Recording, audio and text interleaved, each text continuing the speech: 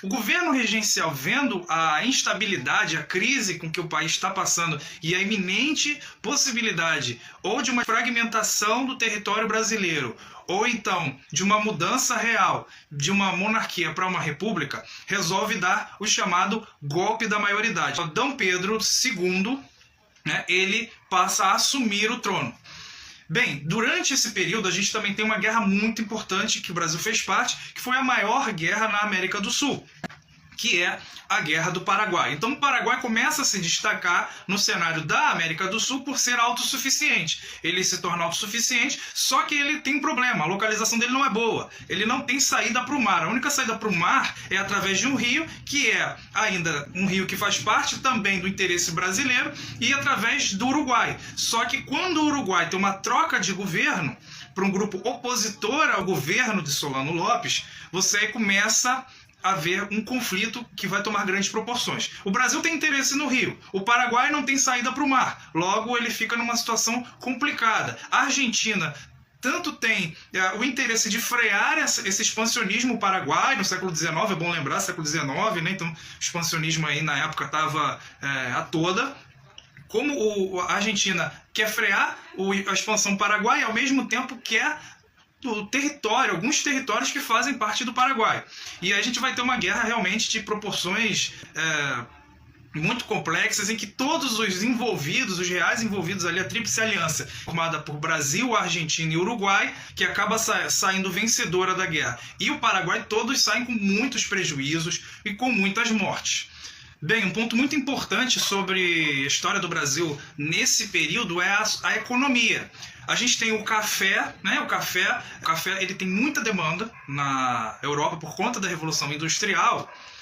E, ao mesmo tempo, você tem no Brasil um solo e um clima muito benéficos à produção de café, especialmente na região sudeste, em especial em São Paulo e no Rio de Janeiro, que vão crescer nesse período. Ao mesmo tempo que ocorre isso, né? E essa produção de café é uma produção que você vai ver aí vai ser bem no período de transição do final da escravidão, a vinda dos imigrantes. Então você tem uma troca da mão de obra escrava pela mão de obra dos imigrantes. Você vai ter também aí nesse momento, na economia, a industrialização. Então vai começar a industrialização. Isso vai gerar, né, a criação de ferrovias e o aumento também da indústria têxtil no Brasil. E é interessante que isso aí, como resultado, gera o quê? Um aumento, começa a aumentar a urbanização no país, em especial Rio de Janeiro e em São Paulo. Outro ponto importante é a escravidão. É o fim da escravidão, todo o processo gradativo que leva ao fim da escravidão. A gente tem aí na Europa a Revolução Industrial.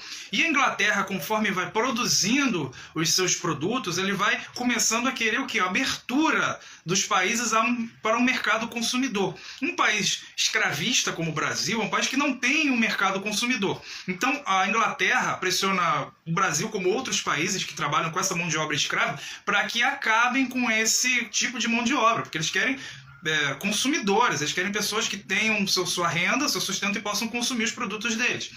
E aí começa uma pressão, como a lei Bill Aberdeen, né, que é uma lei de proibição de tráfico da África para as Américas. Posteriormente, o próprio Brasil, que começa também a legislação a avançar nesse sentido do fim da escravidão, até que vem a abolição da escravidão, né? Impulsionado também por essa questão da Revolução Industrial na Europa. Por quê? Porque, como está tendo uma revolução industrial, os camponeses vão perdendo seu trabalho no campo e vão se dirigindo à cidade. Então, aumenta a urbanização. Aumentou a urbanização, o que acontece? Eles chegam na cidade, não tem trabalho para todo mundo, as condições de trabalho são ruins, começam a ter revoltas, e esse grupo de europeus que não tem um local de trabalho, não tem uma demanda de trabalho lá suficiente, eles vão acabar vindo para outros países, como o caso do Brasil, né? Os imigrantes vão chegar ao Brasil dessa maneira.